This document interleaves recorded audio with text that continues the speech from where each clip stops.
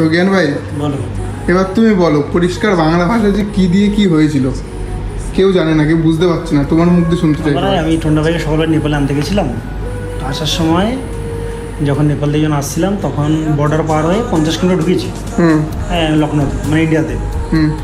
তখন রাত্রেবেলায় তখন সাড়ে নটা মানে সাড়ে নটা বাজে, যাই হোক। তখন এই বাথরুম পেয়েছে, ইনোভা ছিল, বুঝলি তো। আমি ডান দিকে সিটে বসেছিলাম, মিডিলে। তো বাথরুম পেয়েছে, তুমি ড্রাইভারটা এসে দরজা খুলে দিল, স্যার আপনি তুমি নামো।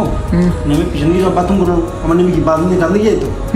তো নেমে পুরো পুরো একদম গাড়ি পুরো হাইওয়ের কাজ সাইডে করে দিয়েছে। তো খুলেছে, নেমে বাথরুম করতে প্যান্টটা খুললো, দাম এসে সিধা কিছু লরিতে না 4 চাকায়? 4 সেকেন্ড।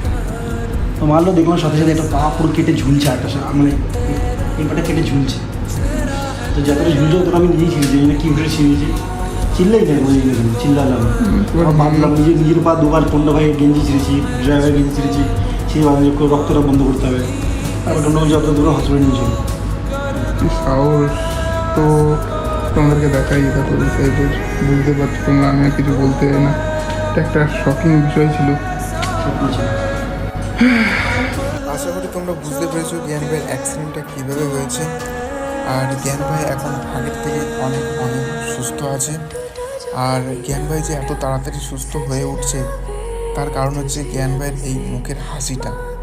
কেননা জ্ঞান ভাই যত হাসি খুশি থাকবে, ডাক্তার বলেছে ততই তাড়াতাড়ি জ্ঞান ভাই সুস্থ হয়ে যাবে। তো তোমরা এটাই প্রার্থনা করো, দোয়া করো যাতে জ্ঞান ভাই অনেক তাড়াতাড়ি সুস্থ হয়ে যায় আর কলকাতা ফিরে যায়।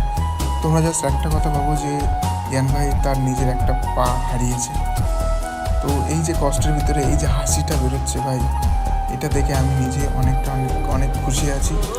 আর তোমরা অনেকে কমেন্ট করেছিলে দাদা জ্ঞান ভাইয়ের অ্যাক্সিডেন্ট কীভাবে হয়েছিল, জ্ঞান ভাইয়ের কীভাবে কী হলো, সব কিছু একটা ভিডিওতে বলো। তো আমি এর জন্য এই ভিডিওটা বানালাম।